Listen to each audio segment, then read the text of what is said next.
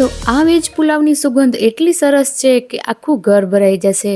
તો hello friends, સ્વાગત છે તમારું મારા કિચનમાં. ઓફિસ લંચ કે પછી ફેમિલી ડિનર માટે એકદમ પરફેક્ટ એવું એક જ વાસણની અંદર આજે આપણે વેજ પુલાવ બનાવીશું. તો તેના માટે તેલની અંદર આપણે બટેટાને એડ કરીશું. અહીં પર મેં બટેટાને નાના ટુકડામાં કટ કરી તેને એકદમ સારી રીતે ફ્રાય કરી લીધા છે. હવે એ જ તેલની અંદર થોડા આપણે ખડા મસાલાઓ એડ કરીશું અને હવે આટલા શાકભાજીની આપણે જરૂર પડશે. તો સૌપ્રથમ આપણે આની અંદર ડુંગળીને એકદમ સારી રીતે સાંતળી લેવાની છે.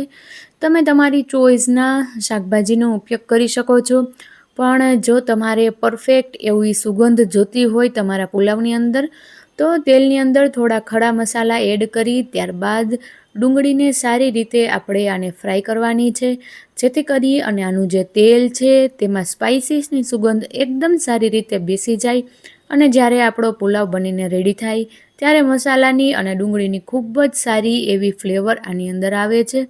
તો આ રેસીપી એકદમ ઇઝી વેમાં મેં બતાવી છે. તમે એકવાર ઘરે જરૂરથી ટ્રાય કરજો અને જો ચેનલ ઉપર નવા હોય અને હજુ સુધી ચેનલને સબસ્ક્રાઈબ ના કરી હોય તો જરૂરથી સબસ્ક્રાઈબ કરી લેજો. તો હવે જ્યાં સુધી આપણી ડુંગળી સંતળાય છે ત્યાં સુધી આદું અને મરચાં તો બંનેની પેસ્ટ બનાવી છે અહીંયા પર અને આપણે આને એડ કરી દઈશું. તો આ પુલાવની અંદર જનરલી લસણનો ઉપયોગ થતો નથી, પણ જો તમને ભાવે તો કરી શકાય છે. અને હવે આપણે આમાં અન્ય શાકભાજીઓ જોઈએ તો અહીંયા નાના ટુકડા કરેલા ફ્લાવર, તેની સાથે વટાણા અને અડધું મેં લાલ મરચું લીધું છે, જેથી ટેસ્ટ પણ આવશે, એક કલર પણ આવશે અને સરસ એવી આની ફ્લેવર આવે છે લાલ મરચાંની. તો આપણે બધા શાકભાજીને હાઈ ગેસની ફ્લેમ ઉપર 1 મિનિટ સુધી સાંતળી લેવાની છે. હવે આ રેસીપીની અંદર તમે ડ્રાયફ્રૂટમાં કાજુ કે પછી બદામની કતરણ કે પછી કિશમિશનો પણ ઉપયોગ કરી શકો છો. અહીંયા પર હું ફક્ત કાજુનો જ ઉપયોગ કરું છું. જો તમે ઈચ્છો તો બટેટા સાંતળ્યા તેના બાદ કાજુ સાંતળીને લઈ શકાય છે, પણ હું અત્યારે શાકભાજીની સાથે જ કાજુને એડ કરી દઈશ, જેથી કરી અને આપણા જે કાજુ છે એકદમ સોફ્ટ થઈ જાય અને તેનો સરસ એવો ફ્લેવર આવે. તો હવે બધી વસ્તુને સારી રીતે મિક્સ કરી દઈશું. આજે આપણે વ્હાઈટ કલરના પુલાવ બનાવીએ છીએ એટલે આમાંની અંદર ચટણી કે પછી હળદર નહીં નાખીએ. જો તમારે મસાલેદાર પુલાવ બનાવવો હોય તો આ સ્ટેજ ઉપર બધા જ મસાલા એડ કરી શકાય છે, જેમ કે મીઠું, હળદર, ગરમ મસાલો, થોડો એવો ચાટ મસાલો ને વગેરે મસાલાઓ એડ કરી શકાય છે. અને હવે આપણે આની અંદર ફક્ત સ્વાદ પ્રમાણે મીઠું જ એડ કરવાનું છે. મીઠું આપણે શાકભાજીના પ્રમાણનું જ ઉપયોગ કરવાનું છે. જે ભાતના પ્રમાણનું મીઠું છે એ આપણે પછીથી એડ કરીશું.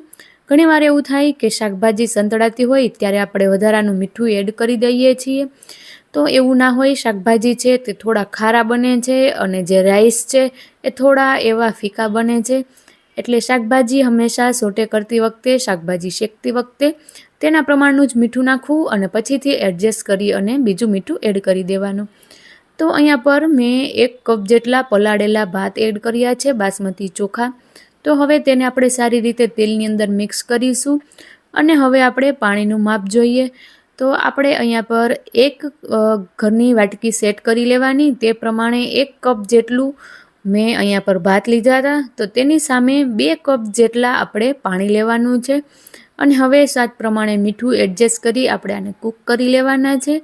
તો 10થી 12 મિનિટ થશે પ્રોપર કૂક થતાં.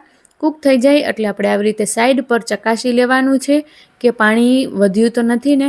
તો આ સ્ટેજ ઉપર પાણી જરા પણ ભાતમાં છે નહીં. તમે જુઓ તો એક દાણો એકદમ ખીલીને તૈયાર થયો છે, એકદમ છૂટો છવાયેલો. તો હવે આ સ્ટેજ ઉપર આપણે ગેસની ફ્લેમ બંધ કરી અને આપણા પુલાવને ઢાંકી અને 5 મિનિટ સુધી રેસ્ટ આપવાનું છે. ત્યારબાદ આપણે આને સર્વ કરશું તો એકદમ દાણો છૂટો છવાયેલો બનીને રેડી થશે. ઘરે મહેમાન આવવાના હોય કે પછી જ્યારે ઓછી રસોઈ બનાવવાની ઈચ્છા થાય ત્યારે આ કમ્ફર્ટિંગ કઢી અને વેજ પુલાવ બનાવી શકાય છે. એકદમ ખાવામાં સરસ લાગે છે, એકદમ મસાલા ના હોવાના કારણે ગટ ફ્રેન્ડલી પણ છે. તો એકવાર મારા કહેવાથી આ ટેસ્ટી રેસીપી જરૂરથી ટ્રાય કરજો. કઢીની રેસીપી અન્ય કોઈ વિડીયોમાં તમારી સાથે શેર કરીશ. તો આજની આ રેસીપી કેવી લાગી મને કોમેન્ટમાં જરૂરથી જણાવજો અને આ રેસીપી એકવાર જરૂરથી ટ્રાય કરજો.